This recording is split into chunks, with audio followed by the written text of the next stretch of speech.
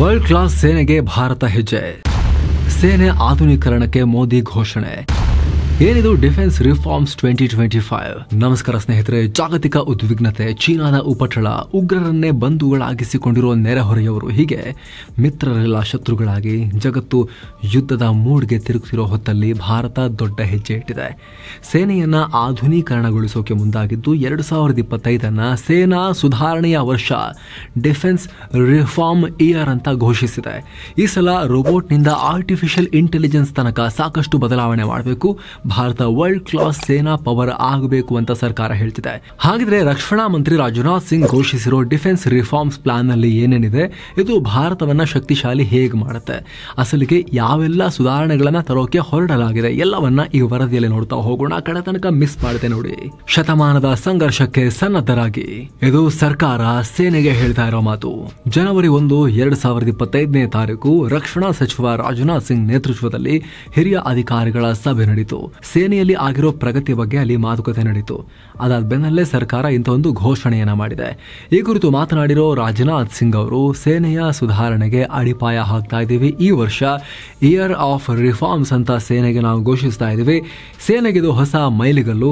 21ನೇ ಶತಮಾನದಲ್ಲಿ ಭಾರತ ಎದುರಿಸಲಿರೋ ಸವಾಲುಗಳನ್ನ ಮೈಂಡಲ್ಲಿ ಇಟ್ಕೊಂಡು ನಮ್ಮ ಸಾವರಿನಿಟಿಯನ್ನ, ಸಾರ್ವಭೌಮತ್ವವನ್ನು ಕಾಪಾಡೋಕೆ, ನಮ್ಮ ಸೇನಾ ಸಾಮರ್ಥ್ಯವನ್ನು ಜಾಸ್ತಿ ಮಾಡ್ಕೊಳ್ಳೋಕೆ ಇದು ಇಂಪಾರ್ಟೆಂಟ್. ಎಲ್ಲ ರೀತಿಯಲ್ಲೂ ಸರ್ವಸನ್ನದ್ಧ ಸೇನೆಯನ್ನು ನಾವು ಕಟ್ತೀವಿ ಅಂತ ಹೇಳಿದ್ದಾರೆ. ಈ ರಿಫಾರ್ಮ್ಸ್ ನಲ್ಲಿ ಯಾವುದರ ಮೇಲೆ ಫೋಕಸ್ ಮಾಡಬೇಕು ಅನ್ನೋದ್ರ ಬಗ್ಗೆ ಕೂಡ ಸರ್ಕಾರ ಮಾಹಿತಿಯನ್ನು ಶೇರ್ ಮಾಡಿದೆ. ಟೆಕ್ನಾಲಜಿ ಬಗ್ಗೆ ನಮ್ಮ ಸೇನೆ ಫೋಕಸ್ ಮಾಡ್ತಾ ಇದೆ. ಈಗ ಹೈಲಿ ಅಡ್ವಾನ್ಸ್ಡ್ ಮಿಲಿಟರಿ ಇಕ್ವಿಪ್ಮೆಂಟ್ ಗಳನ್ನ ಗಳಿಸೋದ್ರ ಬಗ್ಗೆ ಕೂಡ ಯೋಚನೆ ಮಾಡ್ತಾ ಇದೆ.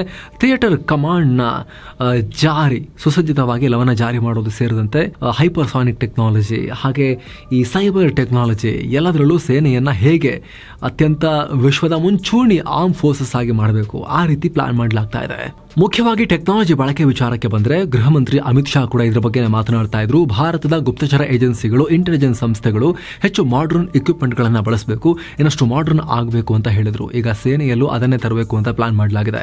ಆರ್ಟಿಫಿಷಿಯಲ್ ಇಂಟೆಲಿಜೆನ್ಸ್, ಮಷಿನ್ ಲರ್ನಿಂಗ್ ಅನ್ನ ಹೆಚ್ಚು ಬಳಸಬೇಕು ಅಂತ 2025 ಡಿಫೆನ್ಸ್ ರಿಫಾರ್ಮ್ಸ್ ಪ್ಲಾನ್ ನಲ್ಲಿ ಹೇಳಲಾಗಿದೆ. ಹಾಗಂತ ಸ್ನೇಹಿತರೆ, ಸೇನೆ ಮಾತ್ರ ಅಲ್ಲ, ಜನರಿಗೂ ಉದ್ಯೋಗಿಗಳಿಗೂ ಕೂಡ ಇದೇ ರೀತಿ ಅಪ್ಗ್ರೇಡೇಷನ್ ಬೇಕೇ ಬೇಕು, ಉಳ್ಕೊಳ್ಬೇಕು ಅಂತ ಹೇಳಿದ್ರೆ. ಹೊಸ ವರ್ಷ ಅಂದ್ರೆ ಬರೀ ಸೆಲೆಬ್ರೇಷನ್ ಮಾತ್ರ ಅಲ್ಲ, ಬದಲಾವಣೆ ಕೂಡ. ಸೊ ಕಾಲಕ್ಕೆ ತಕ್ಕಂತೆ ಬದಲಾವಣೆಗೂ ತುಂಬಾ ಮುಖ್ಯ. ಅದರಲ್ಲೂ ಕೂಡ ಇತ್ತೀಚೆಗೆ AI ಎಲ್ಲ ಕಡೆ ವ್ಯಾಪಿಸ್ಕೊಳ್ತಾ ಇದೆ. ಅದ್ರ ಬಗ್ಗೆ ತಿಳ್ಕೊಳ್ಳಿಲ್ಲ ಅಂದ್ರೆ ನಾವು ಕೂಡ ಜಾಬ್ ಮಾರ್ಕೆಟ್ ನಲ್ಲಿ ಹಿಂದಕ್ಕೆ ಬೀಳ್ಬಹುದು. ಫ್ಯೂಚರ್ ನಲ್ಲಿ ಹೊಸ ಆಪರ್ಚುನಿಟಿ ಪಡೆಯೋಕೆ, ಉದ್ಯೋಗ ಪಡೆಯೋಕೆ, ಉದ್ಯೋಗದಲ್ಲಿ ಉಳ್ಕೊಳ್ಳೋಕೆ ನಮಗೆ ಸಮಸ್ಯೆ ಆಗ್ಬಹುದು ಕಲ್ತ್ಕೊಂಡಿಲ್ಲ ಅಂತ ಹೇಳಿದ್ರೆ. ಈಗಂತೂ ಗೂಗಲ್, ಅಮೆಜಾನ್ ಅಂತ ದೈತ್ಯ ಕಂಪನಿಗಳಿಂದ ಹಿಡಿದು ಪೇಟಿಎಂ, ಫೋನ್ ಪೇ ತನಕ ಎಲ್ಲರೂ AI ಬಳಸ್ತಿದೀವಿ, AI ಎಕ್ಸ್ಪರ್ಟ್ ಗಳನ್ನ ಇಟ್ಕೊಳ್ತಾ ಇದೀವಿ, ಉಳಿದವ್ರನ್ನೆಲ್ಲ ಮನೆ ಕಳಿಸ್ತಾ ಇದೀವಿ ಅಂತ ಓಪನ್ ಆಗಿ ಹೇಳ್ತಿದ್ದಾರೆ. ಸೊ 2025 AI ಬಗ್ಗೆ ಹೊಸ ಸ್ಕಿಲ್ ಕಲ್ತ್ರೆ ಫ್ಯೂಚರ್ ನಲ್ಲಿ ನಿಮಗೆ ಒಂದು ಎಕ್ಸ್ಟ್ರಾ ಅಡ್ವಾಂಟೇಜ್ ಆಗುತ್ತೆ. ಇದನ್ನ ಕಲಿಯೋದು ಹೇಗೆ, ಎಲ್ಲಿ ಹೇಳ್ಕೊಡ್ತಾರೆ ಈ ಟೂಲ್ ಗಳನ್ನ ಬಳಸೋದನ್ನ ಅಂತ ಹೇಳಿದ್ರೆ, ನಮ್ಮ ಈ ವಿಡಿಯೋದ ಪಾರ್ಟ್ನರ್ ಆಗಿರೋ ಗ್ರೋತ್ ಸ್ಕೂಲ್ ಕೂಡ ಅದಕ್ಕೊಂದು ಆನ್ಸರ್. 2025 ಹೊಸ ವರ್ಷದ ಪ್ರಯುಕ್ತ AI ಲರ್ನಿಂಗ್ ಕ್ಲಾಸ್ ಶುರು ಮಾಡ್ತಿದ್ದಾರೆ. ಅದರಲ್ಲೂ ನಮ್ಮ ಮೊದಲ 1000 ವೀಕ್ಷಕರಿಗೆ ಫ್ರೀ ಆಕ್ಸೆಸ್ ಇರುತ್ತೆ. ಅದಾದ ನಂತರ ಹೋಗೋರಿಗೆ ಅಫೋರ್ಡಬಲ್ ಪ್ರೈಸಸ್ ಅಲ್ಲಿ ಇರುತ್ತೆ. ಇದರಲ್ಲಿ 25ಕ್ಕೂ ಅಧಿಕ AI ಟೂಲ್ಸ್ ಕಲಿಸ್ತಾರೆ. ಕೆಲವೇ ಸೆಕೆಂಡ್ಗಳಲ್ಲಿ ಕಾಂಪ್ಲೆಕ್ಸ್ ಡೇಟಾವನ್ನ ಸಾರ್ಟ್ ಮಾಡೋದು ಹೇಗೆ, ಬಿಸ್ನೆಸ್ ಸ್ಟ್ರಾಟಜಿಗಳ ಬಗ್ಗೆ, ಪರ್ಸನಲ್ ಬ್ರ್ಯಾಂಡಿಂಗ್ ಬಿಲ್ಡ್ ಮಾಡೋದು ಹೇಗೆ, AI ಮೂಲಕ ಕೆಲಸ ಹುಡುಕೋದ್ರ ಬಗ್ಗೆ, ಇದೆಲ್ಲವನ್ನ ಕಲಿಬಹುದು. ಸ್ಯಾಲರಿ ಹೈಕು ಇದರಿಂದ ಹೆಲ್ಪ್ ಆಗಬಹುದು. ಹೊಸ ಜಾಬ್ ಪಡೆಯೋಕು AI ಸ್ಕಿಲ್ಸ್ ಹೆಲ್ಪ್ ಆಗಬಹುದು. Marketing, sales, freelancing worker, techie ಯಾರೇ ಆಗಿದ್ರು ಕೂಡ ನಿಮಗೆ ಸೂಟ್ ಆಗುವಂತ ಅಂಶಗಳಿದಾವೆ. ಆಗಲೇ ಹೇಳಿದ ಹಾಗೆ ನಮ್ಮ ಮೊದಲ 1000 ವೀಕ್ಷಕರಿಗೆ ಫ್ರೀ ಇರುತ್ತೆ. ಅದಾದ್ಮೇಲೆ ಅಫೋರ್ಡಬಲ್ ಪ್ರೈಸಸ್ ನಲ್ಲಿ ಇರುತ್ತೆ. ಲಿಂಕ್ ಡಿಸ್ಕ್ರಿಪ್ಷನ್ ಮತ್ತು ಪಿನ್ ಮಾಡಿರೋ ಕಾಮೆಂಟ್ ನಲ್ಲಿದೆ. ಆಸಕ್ತರು ಆ ಲಿಂಕ್ ಓಪನ್ ಮಾಡೋ ಮೂಲಕ AI ಸ್ಕಿಲ್ಸ್ ನ ನಿಮ್ಮ ಬತ್ತಳಿಕೆಗೆ ಸೇರಿಸಿಕೊಳ್ಳಬಹುದು. ಬನ್ನಿ ಈಗ ವರದಿಯಲ್ಲಿ ಮುಂದುವರಿಯೋಣ. ನೆಕ್ಸ್ಟ್, ಇಂಟಿಗ್ರೇಟೆಡ್ ಥಿಯೇಟರ್ ಕಮಾಂಡ್ ಬಗ್ಗೆ ನೋಡೋಣ. ಆಲ್ರೆಡಿ ಇದ್ರ ಬಗ್ಗೆ ನಾವು ಡೀಟೇಲ್ ಆಗಿ ವಿಸ್ತೃತ ವರದಿಯಲ್ಲಿ ಮಾಹಿತಿಯನ್ನು ಕೊಟ್ಟಿದ್ದೀವಿ. ಕೆಲ ತಿಂಗಳುಗಳ ಹಿಂದೆ ಕೇಂದ್ರ ಸರ್ಕಾರ ಅದಕ್ಕೆ ನೋಟಿಫಿಕೇಶನ್ ಕೂಡ ಹೊರಡಿಸಿದೆ. ಇದರ ಉದ್ದೇಶ ಏನು ಅಂತ ಹೇಳಿದ್ರೆ, ಸೇನೆಯಲ್ಲಿರೋ ಕಮಾಂಡ್ ಗಳನ್ನ ರೀಸ್ಟ್ರಕ್ಚರ್ ಮಾಡಿ ಹೊಸ ಥಿಯೇಟರ್ ಕಮಾಂಡ್ ಗಳನ್ನ ಸ್ಥಾಪಿಸೋದು. ಅಂದ್ರೆ ಭೂಸೇನೆ, ವಾಯುಸೇನೆ, ನೌಕಾಸೇನೆ ಈ ಮೂರನ್ನು ಹೊಂದಿರೋ ಹೊಸ ಥಿಯೇಟರ್ ಕಮಾಂಡ್ ಗಳನ್ನ ಸೃಷ್ಟಿ ಮಾಡಿ ಒಂದೊಂದು ಯೂನಿಟ್ ಗಳನ್ನಾಗಿ ಮಾಡೋದು. ಪಾಕ್ ಮತ್ತು ಚೈನಾ ಬಾರ್ಡರ್ ನಲ್ಲಿ ಹೇಗೆ ಕೆಲಸ ಮಾಡಬೇಕು, ಕರಾವಳಿಗಳಲ್ಲಿ ಯಾವ ಸಮಸ್ಯೆಗೆ ಯಾವ ರೀತಿ ಕಮಾಂಡ್ಗಳು ಫೋಕಸ್ ಮಾಡಬೇಕು ಅನ್ನೋದ್ರ ಬಗ್ಗೆ ರೆಸ್ಪಾನ್ಸಿಬಿಲಿಟಿಯನ್ನ ಫಿಕ್ಸ್ ಮಾಡಲಾಗುತ್ತೆ. ಹೇಳಲಾಗುತ್ತೆ. ಇದರಿಂದ ಯಾವುದೇ ಒಂದು ಆಪರೇಷನ್ ಮಾಡಬೇಕು ಅಂದರೆ 3 ಪಡೆಗಳ ಮಧ್ಯೆ ಕೋಆರ್ಡಿನೇಷನ್ ಇರುತ್ತೆ. ಶತ್ರುಗಳ ವಿರುದ್ಧ ಒಟ್ಟಾಗಿ ಎಫೆಕ್ಟಿವ್ ಆಗಿ ಹೋರಾಡಬಹುದು ಅನ್ನೋದು ಸರ್ಕಾರ ಲೆಕ್ಕಾಚಾರ. ಹಾಗೆ ನೋಡಿದ್ರೆ 20 ವರ್ಷಗಳ ಹಿಂದೆನೇ ಥಿಯೇಟರ್ ಕಮಾಂಡ್ ಐಡಿಯಾ ಇತ್ತು. ಕಾರ್ಗಿಲ್ ಯುದ್ಧ ಟೈಮ್ನಲ್ಲೇ ಇದರ ಅಗತ್ಯತೆ ಸರ್ಕಾರಕ್ಕೆ ಅರ್ಥ ಆಗಿತ್ತು. ಕೋಆರ್ಡಿನೇಷನ್ ಪ್ರಾಬ್ಲಮ್ ಆಗ್ತಿದೆ ಅಂತ ಗೊತ್ತಾಗಿತ್ತು. ಆಲ್ರೆಡಿ ಚೈನಾ, ಅಮೆರಿಕಗಳು ಈ ರೀತಿ ಥಿಯೇಟರ್ ಕಮಾಂಡ್ ವ್ಯವಸ್ಥೆಯನ್ನು ಹೊಂದಿವೆ. ಸೊ ಈಗ ಭಾರತವು ಕೂಡ ತನ್ನ ಮಾಡರ್ನೈಸೇಷನ್ ಡ್ರೈವ್ ನಲ್ಲಿ ಇದನ್ನ ಕೂಡ ಮುಖ್ಯವಾಗಿ ನೋಡ್ತಾ ಇದೆ. ಜೊತೆಗೆ 2025 ರಿಫಾರ್ಮ್ಸ್ ಪ್ಲಾನ್ ನಲ್ಲಿ ಡ್ರೋನ್ ಮತ್ತು ರೋಬೋಟಿಕ್ಸ್ ಬಗ್ಗೆ ಕೂಡ ಹೆಚ್ಚಿನ ಗಮನ ಕೊಡೋಕೆ ಹೇಳಲಾಗಿದೆ. ಆಕ್ಚುಲಿ ನಮ್ಮ ಸೇನೆಗೆ ಬೇಕಾಗಿರುವ ಅತಿ ಪ್ರಮುಖ ಬದಲಾವಣೆ ಇದು. ಯಾಕಂದ್ರೆ ಉಗ್ರ ಕಾರ್ಯಾಚರಣೆ ಅಥವಾ ಬೇರೆ ಬೇರೆ ಕಾರ್ಯಾಚರಣೆಗಳಲ್ಲಿ ನಮ್ಮ ಸೈನಿಕರು ಮೇಲಿಂದ ಮೇಲೆ ಪ್ರಾಣ ಕಳ್ಕೊಳ್ತಿದ್ದಾರೆ ಕಾಶ್ಮೀರದಂತ ಜಾಗಗಳಲ್ಲಿ. ಒಂದ್ ಕಡೆ ಚೀನಾದಂತಹ ನೆರೆ ರಾಷ್ಟ್ರ ರೋಬೋ ನಾಯಿಗಳ ಮೂಲಕ ಗಡಿ ಕಾಯಿಸೋಕೆ ಎಕ್ಸ್ಪೆರಿಮೆಂಟ್ ಮಾಡ್ತಾ ಇದೆ. ಸೊ ನಾವು ಹಿಂದೆ ಬೀಳಕ್ಕಾಗಲ್ಲ. ಹೀಗಾಗಿ ಹೆಚ್ಚು ಆಕ್ಯುರಸಿ ಬೇಕು ಮತ್ತು ಸೈನಿಕರ ಪ್ರಾಣ ಉಳಿಸಬೇಕು ಅಂದ್ರೆ ನಾವು ಟೆಕ್ನಾಲಜಿಗೆ ಮೊರೆ ಹೋಗಲೇಬೇಕು. ಈ ನಿಟ್ಟಿನಲ್ಲಿ ಭಾರತ ಈಗ ಹೆಜ್ಜೆ ಇಡ್ತಾ ಇದೆ. ಜೊತೆಗೆ ಹೈಪರ್ಸಾನಿಕ್ ಟೆಕ್ನಾಲಜಿ ಕಡೆಗೆ ಹೆಚ್ಚು ಕೆಲಸ ಮಾಡಬೇಕು ಅಂತ ಕೂಡ ಹೇಳಲಾಗಿದೆ. ಅಂದ್ರೆ ಶಬ್ದಕ್ಕಿಂತ 5 ಪಟ್ಟು ಹೆಚ್ಚು ವೇಗದಲ್ಲಿ ಚಲಿಸಬಲ್ಲ ಆಧುನಿಕ ಆಯುಧಗಳನ್ನ ಮಿಲಿಟರಿ ಹೊಂದಬೇಕು. 3 ಸೇನೆಗಳು ಇದಕ್ಕಾಗಿ ಕೆಲಸ ಮಾಡಬೇಕು. ಇದರಿಂದ ಶತ್ರು ರಾಷ್ಟ್ರದ ಮುಂದೆ ಅಡ್ವಾನ್ಸ್ಡ್ ಆಗಿ ನಾವು ಕಾಣಿಸ್ತೀವಿ ಅನ್ನೋದು ಸರ್ಕಾರ ಲೆಕ್ಕಾಚಾರ. ಜೊತೆಗೆ ಟೆಕ್ನಾಲಜಿ ಬಳಸೋದ್ರಿಂದ TTPSಗೆ ಅಂದ್ರೆ ಟ್ಯಾಕ್ಟಿಕ್ಸ್, ಟೆಕ್ನಿಕ್ಸ್ ಮತ್ತು ಪ್ರೊಸೀಜರ್ಸ್ಗೆ ಹೆಲ್ಪ್ ಆಗುತ್ತೆ. ಸೈಬರ್ ಮತ್ತು ಸ್ಪೇಸ್ ವಾರ್ನಲ್ಲಿ ಇದು ನಮಗೆ ಹೆಲ್ಪ್ ಮಾಡುತ್ತೆ ಅಂತ ಸರ್ಕಾರ ಹೇಳ್ತಾ ಇದೆ. ಎಲ್ಲ ವಿಂಗ್ಗಳು ಅವರ ಹತ್ರ ಇರೋ ಟೆಕ್ನಿಕ್ಸ್ ಅನ್ನ, ಮಾಹಿತಿಯನ್ನ ಶೇರ್ ಮಾಡ್ಕೋಬೇಕು. ಇದರಿಂದ ಆಪರೇಷನ್ ನಡೆಸುವಾಗ ಯಾವುದೇ ರೀತಿ ಚಾಲೆಂಜಸ್ ಎದುರಾಗಲ್ಲ. ಸಂದರ್ಭಕ್ಕೆ ತಕ್ಕಂತೆ ಆಪರೇಷನ್ ಸ್ಟೈಲ್ ಅನ್ನ ಕೂಡ ಚೇಂಜ್ ಮಾಡ್ಕೋಬಹುದು. ಆಪರೇಷನ್ಸ್ ಅನ್ನ ಎಫೆಕ್ಟಿವ್ ಆಗಿ ಮಾಡಬಹುದು. ಜೊತೆಗೆ ಒಂದು ಪಡೆ ಬೇರೆ ಬೇರೆ ಡೊಮೇನ್ಗಳಲ್ಲಿ ಕಾರ್ಯಾಚರಣೆ ಮಾಡೋಕೆ ಅಥವಾ ಕಾರ್ಯಾಚರಣೆ ಮಾಡ್ತಿರೋ ಮುಖ್ಯ ಪಡೆಗೆ ಹೆಲ್ಪ್ ಮಾಡೋಕೆ ಇದರಿಂದ ಸಾಧ್ಯ ಆಗುತ್ತೆ ಅಂತ ಸರ್ಕಾರ ಹೇಳ್ತಿದೆ. ಜೊತೆಗೆ ಆಯುಧಗಳ ಸೇರ್ಪಡೆ ಈ ಪ್ರಕ್ರಿಯೆಯನ್ನ ಸರಳಗೊಳಿಸಬೇಕು ಅಂತ ಕೂಡ ಲೆಕ್ಕಾಚಾರ ಇದೆ.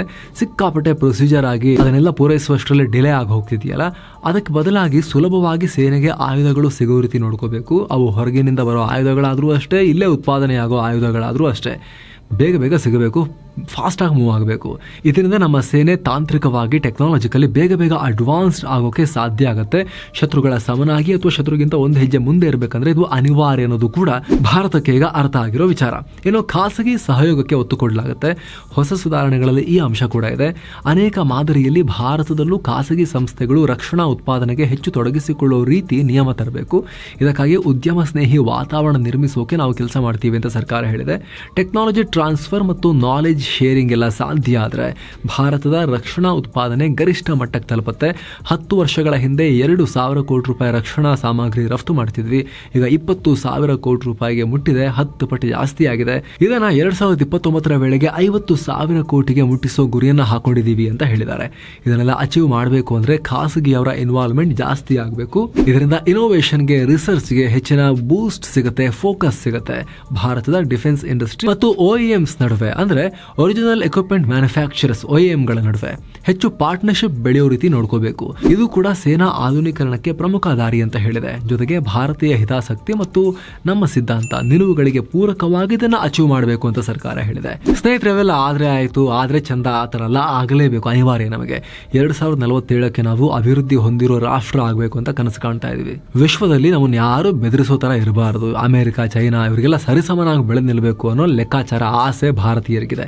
ಆದರೆ ಬಾಹ್ಯವಾಗಿ ಮತ್ತು ಆಂತರಿಕವಾಗಿ ಅದಕ್ಕೆ ಚಾಲೆಂಜಸ್ ಇದೆ. ಅದನ್ನೆಲ್ಲ ಮೆಟ್ಟಿ ನಿಲ್ಲಬೇಕು, ಫೇಸ್ ಮಾಡಬೇಕು ಅಂದ್ರೆ ಬಲವಾದ ಡಿಫೆನ್ಸ್, ಮಾಡರ್ನ್ ಡಿಫೆನ್ಸ್ ಅನಿವಾರ್ಯ. ಸೇನೆಯ ಈ ರಿಫಾರ್ಮ್ಸ್ ಇಯರ್, ಇಡೀ ವರ್ಷ ಡಿಫೆನ್ಸ್ ರಿಫಾರ್ಮ್ಸ್ ಇಯರ್ ಅನ್ನೋ ಪ್ಲಾನ್ ಮಾಡ್ಕೊಂಡಿದಾರಲ್ಲ, ಈ ವರ್ಷ ಕಂಪ್ಲೀಟ್ ಸುಧಾರಣೆ ಮಾಡ್ಬಿಡ್ತೀವಿ ನಮ್ಮ ಸೇನೆಯಲ್ಲಿ ಅಂತ ಹೇಳ್ತಿದಾರಲ್ಲ, ಇದ್ರ ಬಗ್ಗೆ ನಿಮ್ಮ ಒಪಿನಿಯನ್ ಕಾಮೆಂಟ್ ಮಾಡಿ ತಿಳಿಸಿ. ಹಾಗೆ ಕ್ವಿಕ್ ರಿಮೈಂಡರ್, ಆಗಲೇ ಹೇಳಿದ ಗ್ರೋತ್ ಸ್ಕೂಲ್ನ AI ಕೋರ್ಸ್ ಬಗ್ಗೆ ಆಸಕ್ತಿ ಇದ್ರೆ ಡಿಸ್ಕ್ರಿಪ್ಷನ್ ಮತ್ತು ಪಿನ್ ಮಾಡಿರೋ ಕಾಮೆಂಟ್ ನಲ್ಲಿ ಲಿಂಕ್ ಇದೆ. ಮೊದಲ 1000 ವೀಕ್ಷಕರಿಗೆ ಫ್ರೀ ಇರುತ್ತೆ. ಅದಾದ ನಂತರ ಅಫೋರ್ಡೆಬಲ್ ಪ್ರೈಸಸ್ ನಲ್ಲಿ ಇರುತ್ತೆ. ಅದರ ಮೇಲೆ ಕ್ಲಿಕ್ ಮಾಡೋ ಮೂಲಕ ನೀವು ಕೂಡ ಒಂದಷ್ಟು AI ಟೂಲ್ಸ್ ಅನ್ನ ಕಲಿತು ಅದನ್ನ ನಿಮ್ಮ ಬತ್ತಳಿಕೆಗೆ ಸೇರಿಸಿಕೊಳ್ಳಬಹುದು. Thank you so much. ಮತ್ತೆ ಭೇಟಿ ಆಗ್ತಿರೋಣ. ನಮಸ್ತೆ.